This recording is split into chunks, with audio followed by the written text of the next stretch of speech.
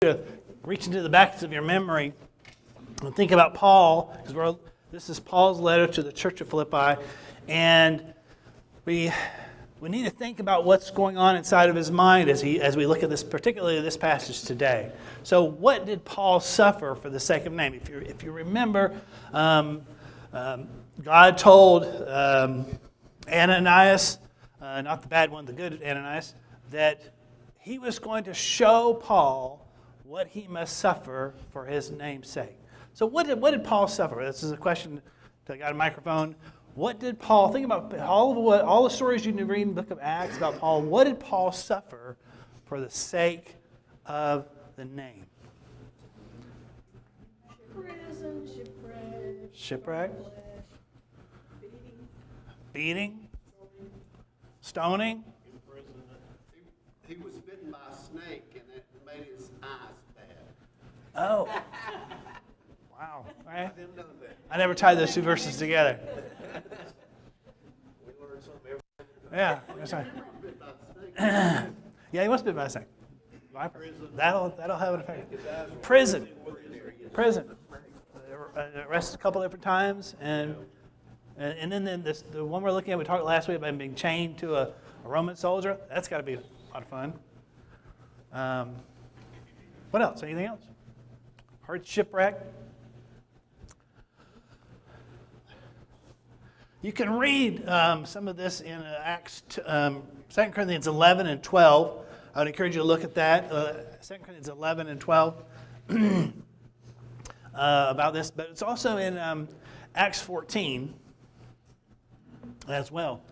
2 Corinthians 12 says, it's after he's talked about his suffering with relationship to the Corinthian church. He's defending his apostleship, and it's like one of the arguments is like, that these guys do a lot more. It's like, who does a lot more? And it's like, Paul, when he's writing to Corinthians, it's like, you're pushing me to the level to defend myself. You're using reputation as a basis for authority. It's not. He's an apostle. And so he's defending his apostleship in 2 Corinthians. And he goes through and he explains all these different things. And it's like, if you want a record of who's got a record of doing stuff, and you just list this stuff. It's like, I'm boasting. It's like, you pushed me to this, to this boasting. And then he goes even a step further. He says, I know such a man, he's talking about himself in the third person, whether in the body or apart from the body, I do not know, God knows, was caught up into paradise and heard inexpressible words which a man is not permitted to speak. So this was most likely his near-death experience in, I lost the word, Laodicea, I think. Lystra, it was an L. So he went to Lystra, and things just kind of got weird there. That's in Acts 14. You can read that. And he was drugged, he was stoned. I believe he was stoned to death. Okay? They thought he was dead. I think he died too. But it was kind of like a Lazarus death. It wasn't going to end in death. They drug his body outside of Lystra, threw him down, and the disciples came and met around him, and Paul got up and went back into the city. And it's like, whoa. And it most likely it was at this moment in Acts 14 that Paul had his near-death experience, okay, in which he was caught up into paradise. And unlike some popular novel books or whatever with a little boy that wrote, saw Jesus, went to heaven or whatever, that's not true because a man is not permitted to speak. I think there's another one, as a Mary Eddie or whatever, some other. There's been another people that talk about near-death experiences. And I'm sorry, it's not legit because of this truth right here. If you go into the presence of God, if you're caught into the third heaven, okay, there's three heavens in the Jewish mind, and I think and Paul affirms it. There's three heavens. There's a first heaven where the birds are. There's a second heaven where the stars are. The third heaven is the paradise, the presence of God. And when Jesus ascended, he went to the presence of God. We can talk about that later. But if he says a man, and it's the word anthropos, so if you think maybe a woman's permitted to speak about it. Well, no, a woman's not permitted to speak about it either, because it's the word anthropos, which means a person. You study anthropology. You don't study just males, right? It's the word anthropos. You study people. So this is the word right there. It's the word anthropos. So a person, if that person dies and has a real legit experience, they're not permitted to talk about it. That's what he says.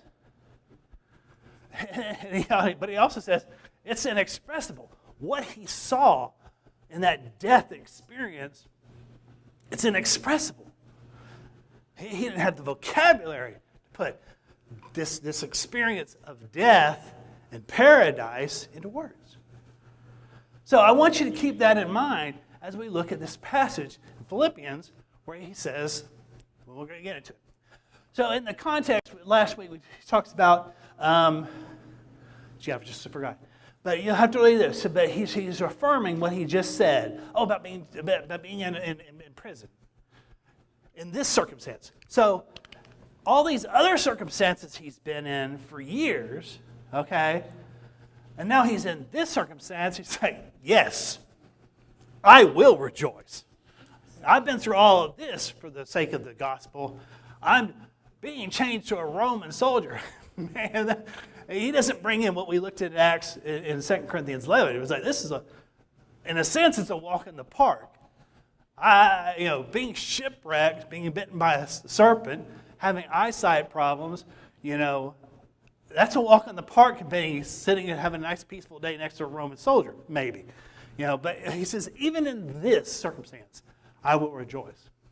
For I know that this will turn out for my deliverance through your prayers and the provision of the Spirit of Jesus Christ, according to my earnest expectation and hope, that I will not be put to shame in anything, that with all boldness Christ will even now, as always, be exalted in my body, whether by life or by death.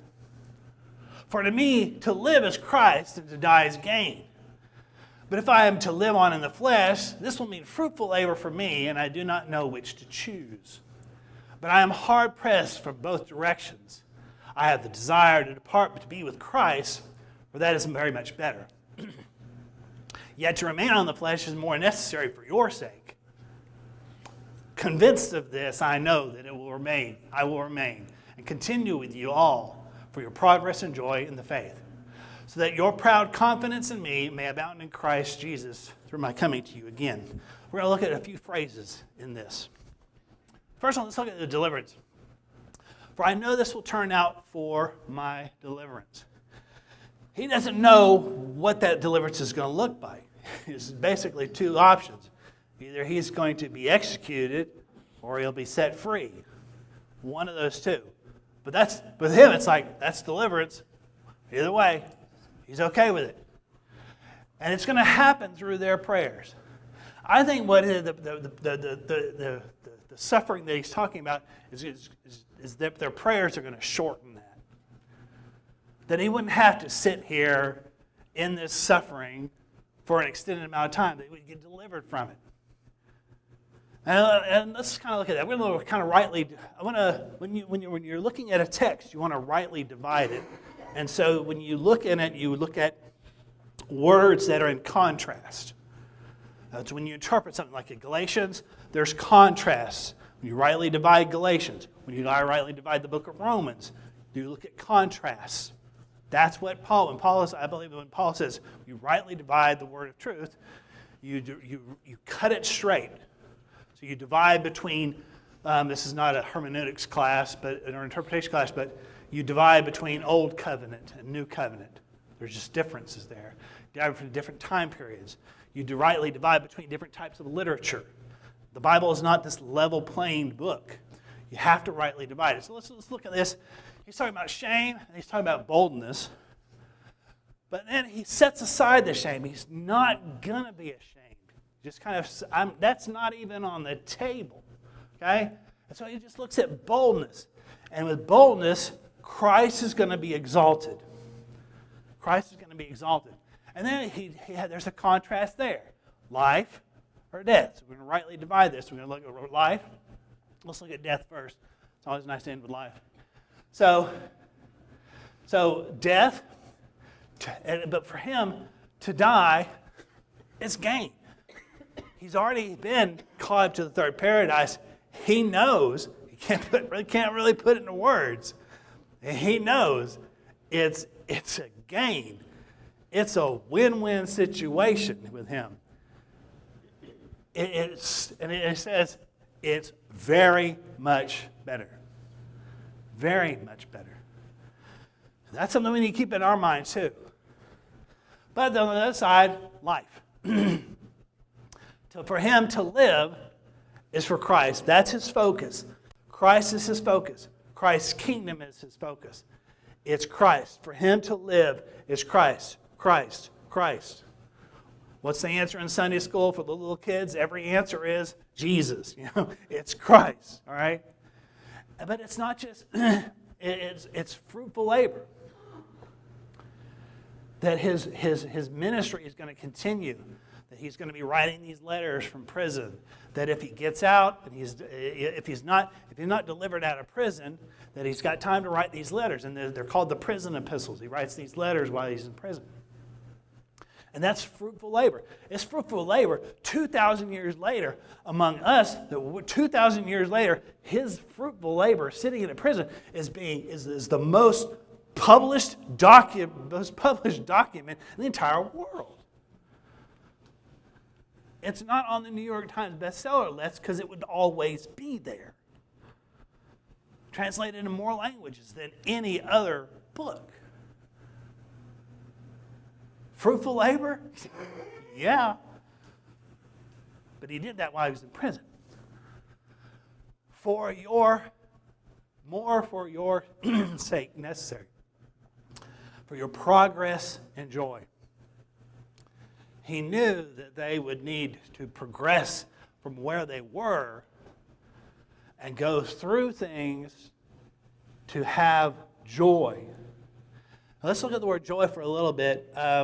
We've talked about it some. We mentioned that it's a very common word in this Philippians book with the letter and the circumstances that he's going through, and he talks about joy and that contrast with the circumstances. Let me give you a metaphor that was given to me, and I think it's a good one. It's for joy. Joy is like buoyancy, to keep you afloat. You know those little kids that are at the swimming pool, and they got those little orange things? I'm not sure if they sell. I guess they still sell them. My kids are all grown, and they get little floaties, And what are they put those orange things around there with the white on the inside, orange on the outside. And the kid just runs right up to the water, jumps in the water, goes down into the water, and what happens? Buoyancy. They bounce up. They float. And I think it's a good, maybe it won't help you. It helps me to think of joy as buoyancy, being able to stay afloat in this world, being able to stay afloat in spite of your circumstances, in spite of the fact that you could drown, okay? You're staying afloat. Let's look at it. He says, I will not be put to shame. Note the resolution there. Note the determination. There were people that would try to shame him. There were people that ask him questions, that try to trap him. There's tons of things. There were those who oppose him. There were those who, as we looked at it, preach for selfish ambition. They're preachers for gain, and they want to cause. It's like preachers shouldn't be in jail. Well, yes, preachers should be in jail if they're in Paul's situation, doing what Paul did. Preachers should be in trouble half the time. Because what? Because it's light shining in a dark world. He said, I will not be put to shame. Boldness. Christ, even now, as always, will be exalted in my body. This is not some sort of spiritual experience. I need to change this. Joe, where's Joe? Am I good? This is his faith is not some sort of spiritual experience that it doesn't involve how he lives in his body. Okay? It's like I'm going to have this exalted experience with God. He says, God's going to be exalted in my body, here, in this life. One of the false teachings in the first century, and it's still It had ancestors, and we're going to be looking at their ancestors that are still alive today, this false doctrine, that this world, it doesn't matter how you live as long as you're right with God. And that's not what the Bible teaches. That you can think one way and live another. And John and the other apostles and James and Paul, they fight this. Because as a man thinks in his heart, so is he. Your head, your heart, your hands are connected. And we should exalt God in our body, how we live our life. And he's convinced that he's not going to give up in these circumstances. He's going to keep going. He's going to be bold, just like he's been bold for years. That's the temptation. The temptation is, I did this. He knows his list. The church of Corinth forced him to write his own resume, okay, to boast. They forced him to do it, okay? And so he could keep serving with the church of Corinth. And he knows what he's accomplished. And now he's older, and it's like, the temptation is to, what can I do? I'm sitting here chained to this Roman soldier. So what can I do? There's something he could do. Some of the most important things he did was there. And we can apply that to ourselves, not to give up when we've done this for the Lord, we've done that for the Lord. We'll say, well, what have you done for him lately? And that's where our faithfulness, being faithful, see, there's still fruitful, as what he said in previous verse, fruitful labor. And the fruitful labor is his people.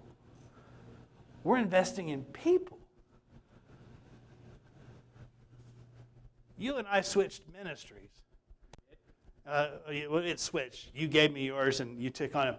And there's why? Because you wanted the fruitful labor in that ministry, right? And so when you step into glory and you pass that threshold of death, all of what you're doing right now, the people you're investing in, man, that's going to be enjoyable. We're certainly hoping. Yeah, and it's a lot of work. A lot of work. It's joy. Okay. Philippians, verse 27. He has some things to say to the church. Okay? Only conduct yourselves in a manner worthy of the good news. I want to show you the good news. Only conduct yourselves in the manner worthy of the good news of Christ, so that whether I come and see you or remain absent, I will hear of you that you are standing firm in one spirit, with one mind, striving together for the faith of the good news. In no way alarmed by your opponents, which is a sign of destruction for them, but of salvation for you, and that too from God. For to you it has been granted for Christ's sake not only to believe in him, but also to suffer for his sake, experiencing the same conflict which you saw in me, and now hear it to be in me. So I want to encourage you, as we go through these lessons in Philippians, there's only 4 chapters in Philippians, and I would encourage you to read through the letter. It's a letter. You got a letter from your grandma, you'd read through the whole thing. You got a letter from your kid, you'd read through the whole thing. It's a short letter. It's a long letter as far as we're concerned. As far as my experience, I don't write long letters, okay?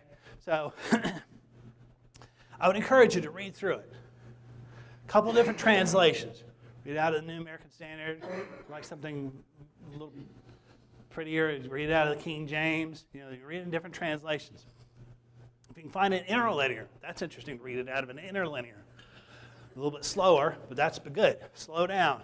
Look at the words as you go through. So let's look at some of these words here. Let's get our minds back in the text. Worthy. He says, conduct yourselves in a manner worthy of the good news. Worthy of the gospel. The gospel, what Jesus did for us, is worthy of good conduct. How we are at work, how we are in our daily lives. We are to conduct ourselves because of the good news and what he did for us. That conduct is supposed to be all the things that Jesus taught about how we're supposed to be kind, compassionate. All these, we're supposed to take those ideas, those doctrines of Jesus, and put them into actual hands-on behavior. How we talk to someone. And each one of us have different problems. Me, I'm task-oriented. I can plow through someone. I can make little girls, I can probably get a board of testing. I can make little girls clean a garage and get it done and look great, and it's not kind. And they can cry, you know? I don't try to do it that way, even though I'm task-oriented.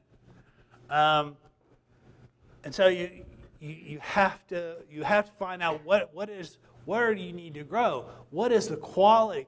You look at the list in 2 Peter 1 of these qualities that we're supposed to add to ourselves. We need to be intentionally thinking about those. Adding to our faith moral excellence, and to our moral excellence knowledge, to our our knowledge kindness, and to our kindness brotherly love, brotherly fellowship, and then to that we add love. Consciously add those so that our conduct is, going back to what Paul says, fruitful. Fruitful.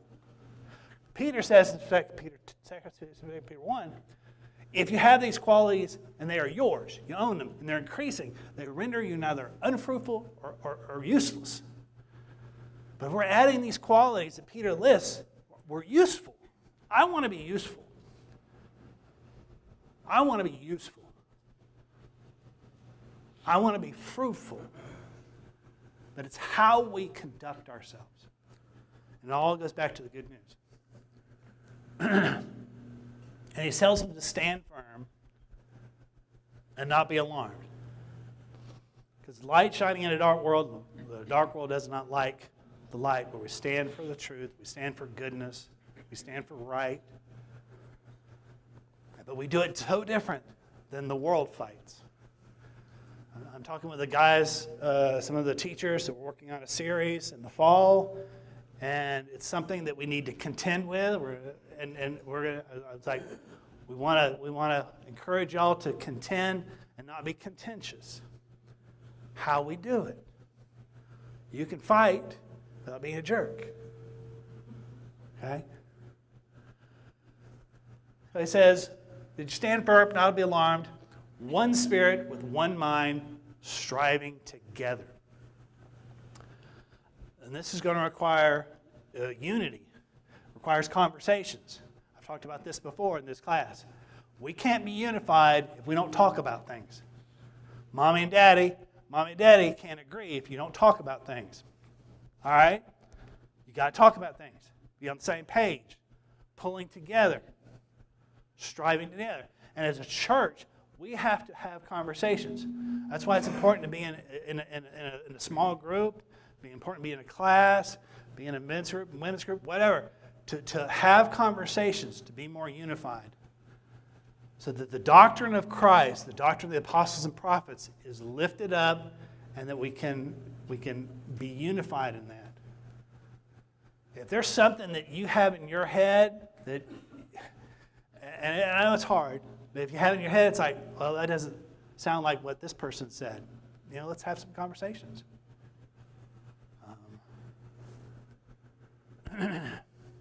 One spirit, one mind. Because that's going to get out. Jesus prayed in the garden, that I pray that those that hear on me, that learn from me, from these 12, these 11, that they'll be one. He's praying for the church, that the church will be one. And that's what that's what he taught, to have one mind together. All right. For the faith of the good news. For the faith of the gospel. The. It's singular. It's inclusive and exclusive, as it was pointed earlier. Okay? It's not, hey, you believe what you want to believe. And you believe what you believe. Let's just all meet together on Sunday morning for 2 hours and pretend like we're all unified. Well, no. We need to be really unified and say the same thing. That's why that book is so important. That's why the revelation that was given 2,000 years ago in space and time, in written language, fixed so that we can go back and know what was meant. Okay? So let's talk about opportunities and circumstances. Next, it says, "For to you has been granted for Christ's sake not only to believe in him," okay, this is not Calvinistic predeterminism. This is, they were given an opportunity. Not everybody has an opportunity to hear the good news. They were granted an opportunity to believe. You know, and just like the Ethiopian eunuch is lost. He is leaving Jerusalem. He is headed back home to Ethiopia. He is lost and on his way to hell. He needs the good news. Well, the good news just happened just a few days before. Okay? God knew the Ethiopian eunuch needed this good news. God grabs up Philip, picks him up, plants him, it tells him to go meet him on this road, and delivers the good news. And he goes on his way rejoicing. So, I don't believe people are a victim. I believe that you seek and you will find. You ask and it will be given to you. I believe that God yearns for people to be his worshipers. So I don't believe that in this victim evangelism mentality. I believe God is going to use us. The question is, are you and I going to be useful and fruitful and be able to give a reason for the faith that lies within us and the hope that we have when people say, man, why do you have this hope? Well, let me tell you. Okay? So, this here, the circumstances Paul is in, the people saw the circumstances. They saw this. But you saw in me. I want to draw a connection here that I may fail, but please forgive me. A person's reaction to a prophet of God is extremely important. Okay? When Moses comes on the scene, the reaction of the people of Israel was important. If they didn't react to him and receive him as a prophet, which to a certain degree they didn't, okay? Some did. It's always a narrow way. And you see that in other stories. There were many widows in Israel at the time of Elijah, and he went to, or Elijah. I get mixed up. And he went to a widow of Zarephath, and she received him as a prophet. And she receives a prophet's reward. And we're going to look at that verse here in just a second. Listen to Matthew 5. "Rejoice and be exceeding glad, for great is your reward in heaven. For so persecuted they the prophets which were before you." In Matthew 5, he's talking to his 12. He's telling them that just like the prophets of old were persecuted, that they're going to persecute you. And people's response to you is like they're responding to me. Look at this passage here. "He who receives you receives me." He's talking to the 12. This is Matthew 10. "He who receives you," Peter, when you speak on the day of Pentecost and tell people what they must do to be saved, receives me. "He who receives me receives him who sent me. He who receives a prophet in the name of a prophet receives a prophet's reward." Receives a prophet's reward. "And he receives a righteous man receives a righteous man's reward. Whoever in the name of a disciple gives to one of these little ones even a cup of cold water to drink, truly I say to you, he shall not lose his reward."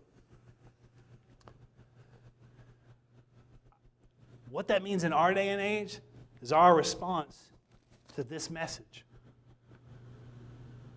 If we receive John as an apostle of God because he is an apostle of God, and I receive his teaching into my life, I have the reward, the benefits, the reward from that.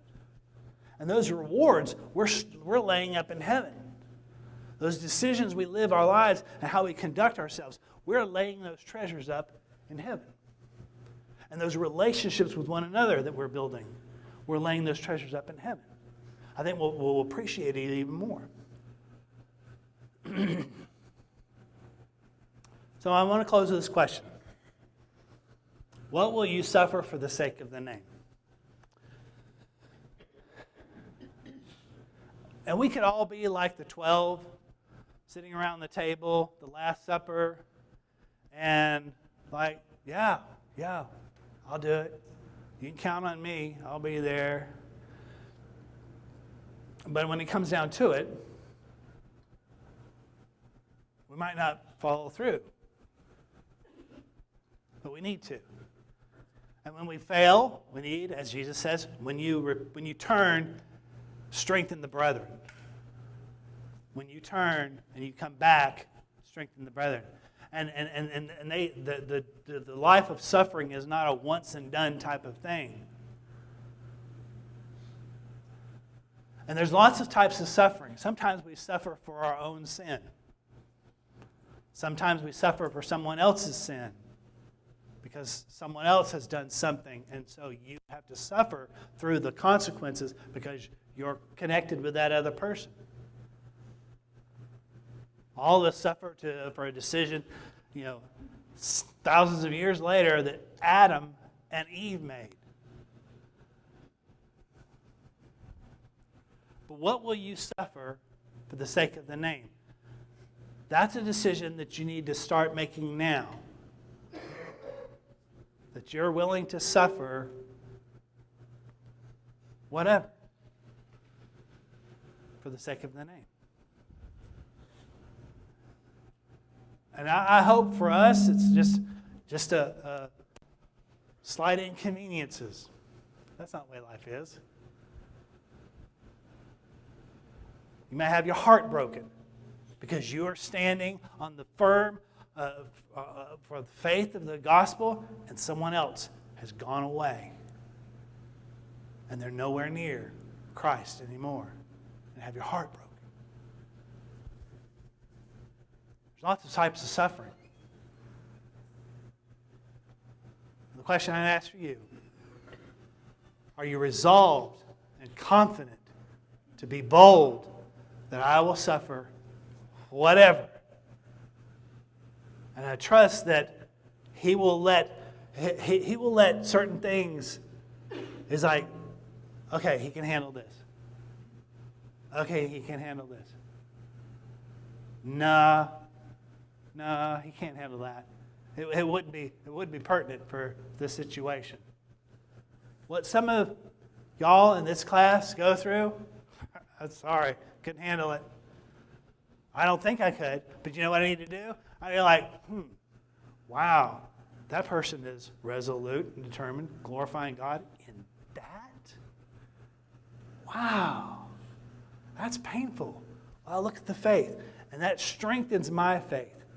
That strengthens me when I see your faith. Let's close with Hebrews 12.